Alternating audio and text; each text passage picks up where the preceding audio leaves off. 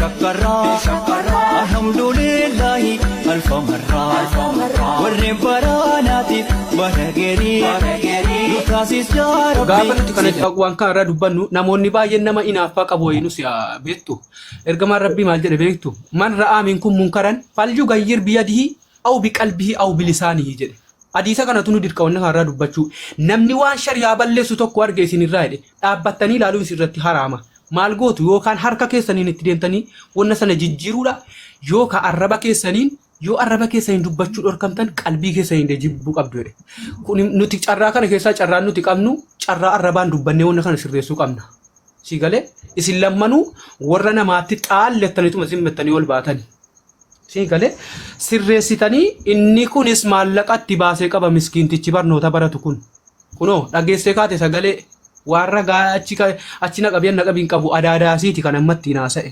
obboleettii haadhasiiti kan itti naasa'e jechuudha mucaan maallaqatti dhangalaasee Dubaayitti ergate inni kunis inni badii qaba warra nama maal gochii wajjiniin intini taa ture garuu haqqiin haqa baqqa haqa almaanaa adam rabbiin hin dhiisu shirkii fedhe dhiisa malee rabbiin haqa almaanaa adam hin dhiisu haqa mucaa kanaas qacci gootee lafa kaa'uu fi qabdu atiifisiin mucaasa sana immoo inni mucaan inni limmu abbaa manaa si duraanii kunoo maastar dhaqee fidee dhufe jennaan intalattiin dhufte iddee kanatti maqaan sii waamame maqaan sii dhaame xaallaqamtee jennaan warra koo jechuu dandeessa sana booda kanaa achi wanna tokkollee walirraan qabdan warra koon jedhinaa wal bira siin gayinaa haala shari'aatiinis kun yoon taane yoo tikkeettii ziyaaraa Dubaayii kutatee dhufee biiroo Itoophiyaatti dhaqeentinii kennate gurra sii kana qabee warra ofii fudhatee Itoophiyaatti galuu danda'a gurbaan inni kaarraa qabu sini galte Dubaayiin biyya seera qabudha. warra saatii abbaan barbaade dhorkuu hin danda'u. Gurbaan inni daamaa jimmaa jedhamu kun dhaqee bakka siin gaafa paaspoortii baafattu geessennaan koodii paaspoortii si baafate fudhatee dhufe. Kana argu beekta akkasii nama biraasitti jaallattu hin beeku natti himu. Asumatti jechuudha namni fakkeenyaaf waan biteetti baatu kana yookiin shiikii kan biraa qabdii bira beekta. Abdii irratti cufi hin bahin garuu keessa abdii hajii sitti bilbila maal irratti cufi. Cufeera. Ayyee itti fufi daamaa jimma. Ala deemtu kana fakkeenyaaf hiriyoonni kee warri kee kan namatti himan miti fakkeenyaaf olumaan haasa'u ani hin beeku olumaan dubbatu ani hin beeku gurbaan isiin jaallattu kun fakkeenyaaf akka Addis Ababa keessatti poolisummaa hojjetamu maa jedhamti galee. Mucaan inni amma abdiin kun. Lakkisaa miti kan biraati boo. Kan biraati kun. Amma jaallatee qabdi. Amma jaallatee biraa qabdi. Sansilasiin jedhe. Meta Sasila Junaidin jedhee bari laakun. Meeyobsa. Koy waa adda baafataa deemna koy. Isa limmuutti itti heerumte malee si malee abdii kana malee sadan keessa malee jaalallee kan biraa tokko qabdi. Ana biratti ka kun utuma na wajjin waliin jiraattu basi gaira ani namanne beektaa achuma hin gaafa. Eeshi bo. Gaafa dheeru hiriyaa siinatti waamtee hiriyaa kunatti waamtee akkas akkasanaan jedhee maqaa koona balleessee itti an deemennaan beektaa wona wajjin jiraachuu deemin jedhee. Asuma ijoolleen jarri hiriyoonni koo kun arganii tuffatanii dhiisanii gurbaasa tokko immoo ittiin jettee waaya si galeera hiriyaa koo tokko isa akka bareedatti gorsuun ittiin jettee beektaa ishiin. Asumaan dhiiftee ani immoo bakka ijji koo nagarree miti walamma ijji koo argutti shari'aan zaayiree dhiisee walumaan jiraadhee akka mucaan kun ijoolleen isin agortu beektaa du'anii mucaan kun siitaatu hin ergini biyya biraatti hin ergini. Yookiin baraara jedhu gubin jedhee tokko paaspoortii harkaa fuudhi gubin jedhee tokko achi keessa jira juunadi kun. Asumaan alaan godhee jiru fakkeenyaaf ani immoo na azalsiiftee adaraa biyya ormaan naqaa inni adagaa makiina natti dhufu sibiilii garaa koo akaa'amu si gaadha jettee humaasiitiif na kakattee wanti siin jedhu bakka. Dhagaacini hin kakatte. Dhagaacini hin kakattee fakkeenya wallahi an soba mun jala beektaa namni soba sobee borii milkaa'u warra si milkaa'u angaruu ani si fuunee nan jaalladhe malee amma kan biraa jaalachuudhaaf ani wanta irra deebitu kun addu lafa kaa'u wanti na dhowwu hin jiru. Tiigaleera. Asumaan paaspoortii guyyaa 3 keessan fitee fi guyyaa 7 keessan fitee fi guyyaa 10 keessan fitee fi achumaan waan jiru guutuu fi gara Dubaay ergee yemmuu jedhu. Waraqaa dhalootaa situ baaseef jedhanii biyyarraa dhugaadha. Wallahi kan godhanii limmoo kosaan jiru. Ati dhaloonni keessa koo irra deebiiyyuu. Kan godhanii koo ana limmoo kosaati baabboodhaan ishee. Limmuma. Okay. Waraqaa dhalootaa situ baaseef jedhan biyyarraa. Yeneen ana baasee fi habiibi maali keessaa dhufte na qabdu. keessaa si dabaluu hundaa keessaa nuti naqabachuu dandeessaa. Kijiba siin kijibdee kijiba inni kijiba kana akkamitti akkas ta'a an dhawaa dubbadheen yaa asaan kemma kaleessaa kaasee sirruma jirta wanta hin sobden jiru ati. Eeyyee. An garuu wallaahi warabbal kaabaa wallaahi laadim arrabbitti kakadhaan yoonan jechuudha wallaahi mucaa kana bulookii godhee jechuudha. Mana madaamii kanaa baatee biirootti deebisee jechuudha wallaahi laadim dhageeffadhu. Torbee tokko yoonan asin deebin an garuu biddeen namaan qabu. Nu asin deebisin gaa nu akkana goon. Wallaahi warabbal kaabaa dhageeffadhu an chaansiin qaba fakkeenyaaf deebisuudhaaf aangoon qaba. An ID itti bahe birrii isaa nan kaffala ID birrii itti bahe nan kaffala biiroon itti hojjedhu fakkeenyaaf na gargaaru malee nama biraan gargaaru. Dhageeffadhu si galaara. Angaruu karaa masiirraa waa bira dhagee hin beeku beektaa ishiirraa jechuudha. Angaruu ishiidhaaf biddeen qabuusanii dhufee miidiyaa irratti gadhiisee akkasitti si dhufan iyyaara baratanii galeera. Angaruu ilma namaatii hojjechuu hin erge malee yookiin fuuchuudhaa yookiin deebitee warra naataatiidhaan hin erginetii galeera. Inni maaliif fakkeenyaaf akkasii na waliin jechuudha dhagayeera dhiisee irra jiru maaliif miidiyaa irra fidee gadhiisee yookiin dantaa godhe keessaa na barreessaa ture inni bara duubaatii telegiraamiidhaan waasaapiirraan gara kamii na barreessaa ture beektaa. Inni kun Abdii Najii. Abdii Najii. Isiinis immoo in kakatti adagaa makee. Isuma amma kan adagaa kakatti wallaahi ilaalin dhagee barbaadu. Oo barbaada riikoortii silkii takkaan irratti. Akkasiin si wajjin jira akkasiin warra kee taateen beekamoon. Sagalee si qabdaa fidi. Miti Rida an akkasii warra kee taateen beekamoo. Ande setanti beeku bara bidiyan. Yani isin sobu baran. Sobu miti baran. Akkasii malee an akkasiin akkaati ishee wajjiniin warra taate akka jaalallee taate. Akkuma jaalallee taate bare. Akka jaalallee taate ati dheengede naa barreessitee naannoo dhagaye bare Ridaan. Qoyme Abdi. Sagalee si qabdaa nuu fiduu dandeessaa waan dhiyoo wayi. Daama sichi warra keen taatu. Daama na dhageessa miti. Qoy kuteera. Ani jaalachuun tokkummaa. Mucaanumti kun si jaallachuu si miti kan keessaan dhufee barreesse natti mennaanee si deebisee barreeffama kan kee suma yeroo jammaraatiif gaafati keessaan naa barreessu miti ani kan inni wal barree walumaan haasa'uun keenya. Yoo inni geeffattu kana laa geeffatartu. Ol qabi laawudii godhi. Rabbi hiduu dhufaa dhufna biraanyaa haadha barsiisaa gibbii miti anaaf jammara naa mucaasun guyyaa tokko fuula gaafee laayitii immoo dhufaa dhufanaa nan ta'in wallaahi maqaasbii maal gochi mana kee dhufe karoo manni kee ta'e maalitti beeka jammar immoo addii kanaa waan hintinaa waliin taane hin qabnu baata jammar mucaasun adda pirogiraamii kanatti illee malee laaratti illee kan danda'in mucaasanaa wajjinaan Agar takuma kana itti kakatti jechuudha si yeroo hunda beektaa si galee. Kan Abdiillee jedhi malee moo maal jetti kan Abdiin waajjira sagaleen biraa. Amma kana itti kutte beektaa kan sagaleen aan kan beektaa barreeffaman dubbatti kuma kana bakka cimaa. Andan taa godha dhedheen naggeeffannee baran naggeeffadhus baran wallahi laatiin isin jettanii baran wallahi. Akka qattee moo na ajjeesii nan kaasiin jettee moo. Jechuun mucaasa sana jedhi kan Abdiillee jedhi malee mucaasa sanatti wannan intinaa tokko hin jiru dhaatti dammoo deebi'ee. Injiraattee bor jireenyi siisuun ifa baadhuuf beektaa nama koo hadheetti hadha baruu hin dandeessu. Bishaan ji'a tokko bishaan ji'a lamaa dubartii tokko baruu hin dandeessu dhiira tokko baruu hin dandeessan yoo wajjin bubbultan nama sana bartu. Siigalee kanaafuu jirnaanii hadha kolfuu dandeessaa hadha nus dhufnee sitti allaggaxuu dandeenya koomentiidhaan garuu dhugaa jirtu adda baasii kayitii mucaa kanaa wajjin hin jiraadhu. Ammas an jaalaan ashannafadhee jaalaan boojjadhe yoo jettee ani natti mul'atu beektaa. Kanaaf jennaan dhugaa jiru adda baafadhuuti ati nama maatii qabdu hundi keenya maatii qabna maatiirra dhalanne maatiin keenya waan hin taa'in nuun falu beektaa. Dhugumatti eerumeen ba'e ilmoo qaba yoo jette dhugaan sitti himte rakkoon qabu beektaa mucaan kun baagiraawundii hunda isaa dhoskite sitti dhufte. Siigalee baagiraawundii hunda isaa dhoskite sitti eegisitti dhufte jettee ati immoo eegi miidiyaarra dhufteette miidiyaan humti miidiyaan qabeef humti qalamiin qabe tokko ajaadha.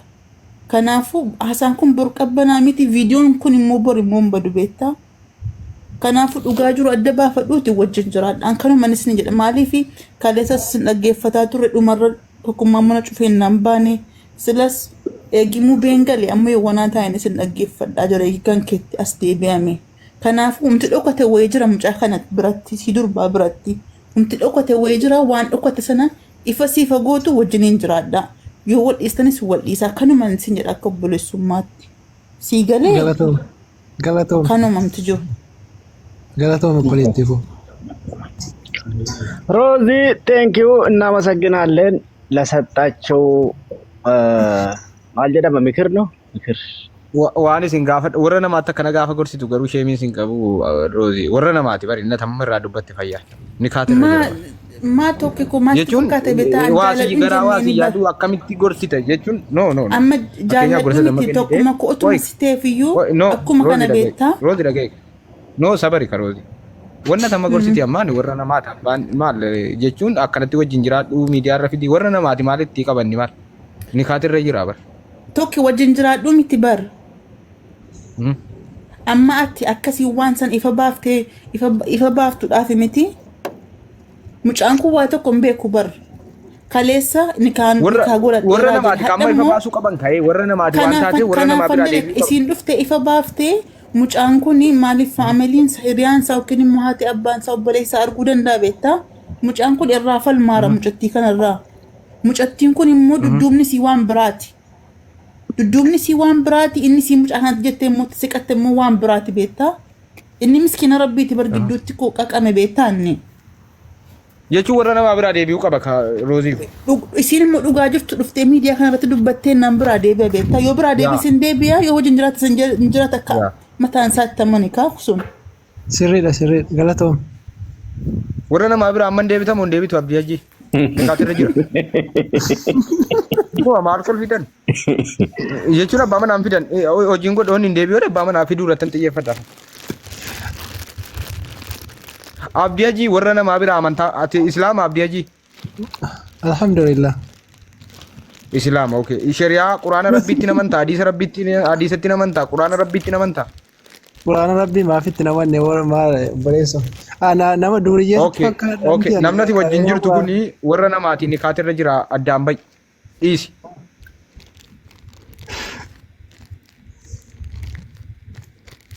Isiidhas dhugaadha bara rikardi naa godhaa gaa'is dhugaan jedhe namnati wajjin jirtu kun abdii irra deebi'eensi gaafadhaati musliima miti. Alhamdulillah. Quraana rabbiitti ni amanta miti. Kan itti amaneef miti kan musliima ta'e. Okay namna tamma wajjin jirtu kun warra namaatiin dhiiftamu hin dhiiftu. An akka warra namaa ta'e isheerraa baree qulleeffadhee nanniisa. Akkuma hojii wayii irra jira caaraan kan dandeessu dhiifama wajjin. Mootuu dorgalee utuu irraa haasaan fitin jarraa jechuu eegale. Dubbadhu bee. Faallaa keessan deemuu hin danda'amaa moola faallaa keetti beektaa yoo faallaa kee deemuu na danda'ame dura na eeyyamii ka'i.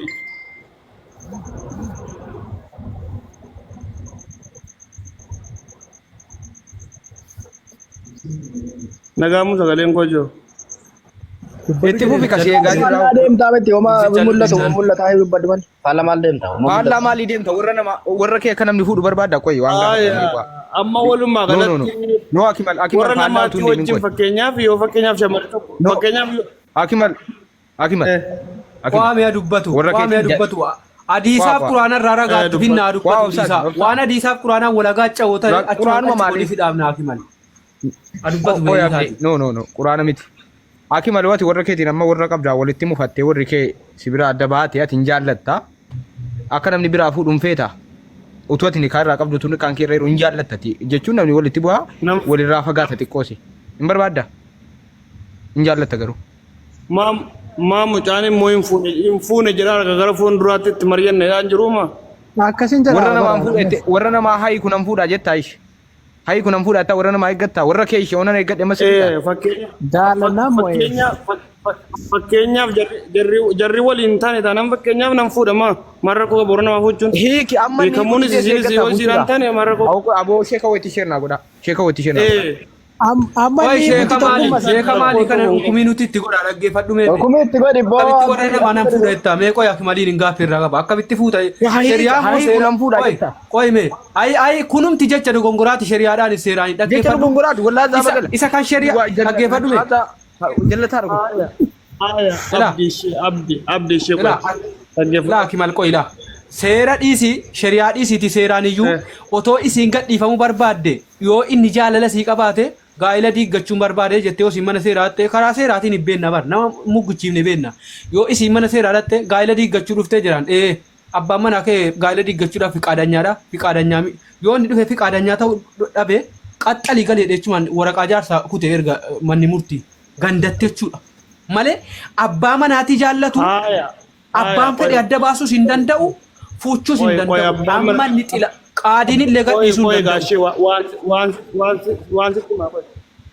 Oye gaabdi waan sitti maa fakkeenyaaf mucayyoo kana fakkeenyaaf isin gurbaawoo magaafattan uyyuu qabdan tokkoffaa irratti mucayyoon kun mungkin abbaan manaatii sana waan irratti miidhama qabdu fakkeenyaaf waan irratti isii wal jibban hin beektan yoo sana beektan immoo fakkeenyaaf mucayyoo irraa adda baaftanii mucayyoo yoo inni kun jennaan diddika digala miti sa'aatii 10 guyyaa siriirraa kaafnee kanaafuu yoo inni eeguu jirama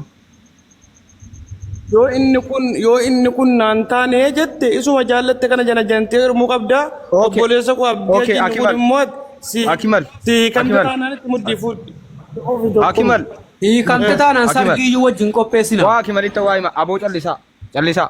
Abdii ajiin duratti dhossitee nama biraatti heerumteetta immoo abdii ajii sana malee kan biraa jira bar gidduutti ammas.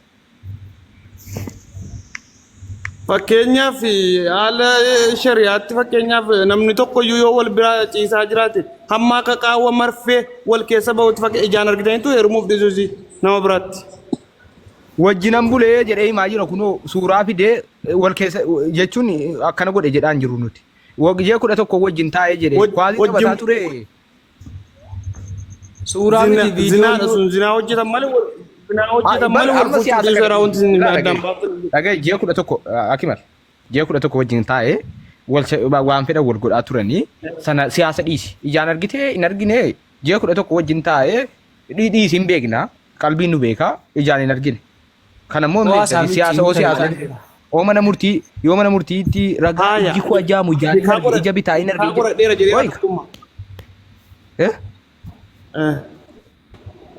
Nikaa godhadheera sin jedheera gurbaani sun. Inni finfinnee nikaa godhachuu du'aa hin kadhataa ture jedhee akkasiin hiikamtu. Kan biraati Akimal nikaan kan biraa jira. Kan biraati adeeroo. Nama sadii abbaan manaa nama sadii. Kana waan haaraa fakkeenyaaf inni nikaa irraa qabu biyya jira miti. Inni dhokfame isa jedhaa milixxeet inni amma wanaatti nan jaalla jedhee barbaadaa jira maatiitti bilbileera bara. Obboleessa koo kun waan addisii miti tarii isin taaraa fakkaatu malee siluma shamarran warri namaa ijaataa nama biraatii boon nama biraa jaallachuu waan haaraa miti kun wama beekamee jiru duraanuu. Bakka asii deemta. Waan guddaa argaa irraa jiru maal jette foo?